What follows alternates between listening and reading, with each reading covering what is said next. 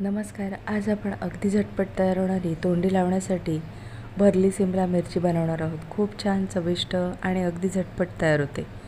तर आज आपण भरली सिमला मिरची ही रेसिपी बनवणार आहोत. प्रथम फ्राय पॅनमध्ये आपण तेल गरम करून घेणार आहोत. तेल गरम झाले की त्यामध्ये आपण पाव चमचा मोहरी छान तडतडली की त्यामध्ये आपण पाव चमचा जिरे छान तडतडले की त्याच्यामध्ये आपण एक बारीक चिरलेला कांदा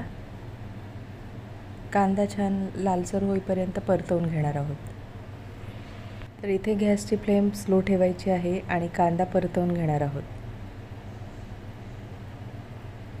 तर अगदी कांद्याचा रंग बदलेपर्यंत आपल्याला कांदा छान परतवून घेणार आहोत.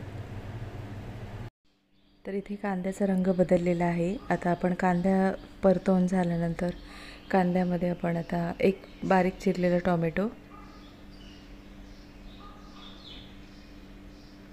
कांदा आणि टोमॅटो आता छान परतवून घेणार आहोत. अगदी गॅसची फ्लेम स्लो ठेवायची आहे आणि कांदा आणि टोमॅटो परतवून घेणार आहोत. तर इथे पाहू शकता कांदा आणि टोमॅटो छान परतवून झालेला आहे. कांदा आणि टोमॅटो परतवून झाल्यानंतर त्यामध्ये आपण 1 चमचा आलं लसूण पेस्ट, इथे आपण 1 चमचा आलं लसूण पेस्टचा वापर केलेला आहे. पाव चमचा हळद, अर्धा चमचा लाल तिखट. आता इथे आपण मसाले छान परतवून घेणार आहोत.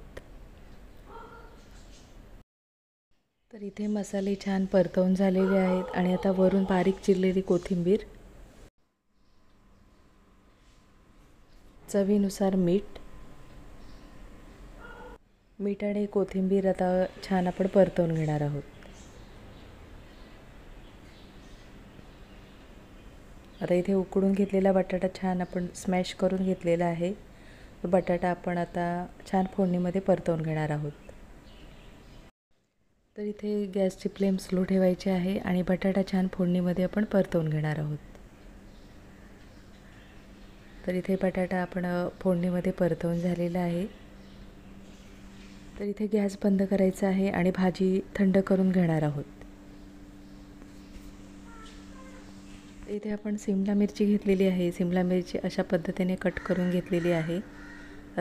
गोल अशा रिंग करून घेणार आहोत आणि जी आपण आता भाजी बनवून घेतली ती पूर्णपणे थंड करून घेतलेली आहे. आता जी भाजी आपण थंड करून घेतलेली आहे ती आपण अशा पद्धतीने सिमला मिरचीच्या ज्या रिंग तयार करून घेतलेल्या आहेत त्याच्यामध्ये आपण अशा पद्धतीने बटाट्याची भाजी भरून घेणार आहोत. अगदी झटपट तयार होते आणि खूप छान चविष्ट असा हा पदार्थ तयार होतो. तर नक्कीच रेसिपी करून बघा. अगदी टिफिनमध्ये किंवा अगदी जेवणामध्ये आमटी भात असेल तर अशा पद्धतीने तोंडी लावण्यासाठी अशी जर सिमला मिरची बनवली तर नक्कीच सर्वांनाच आवडेल. तर इथे आपण आता अशा पद्धतीने सर्व सिमला मिरची भरून घेणार आहोत.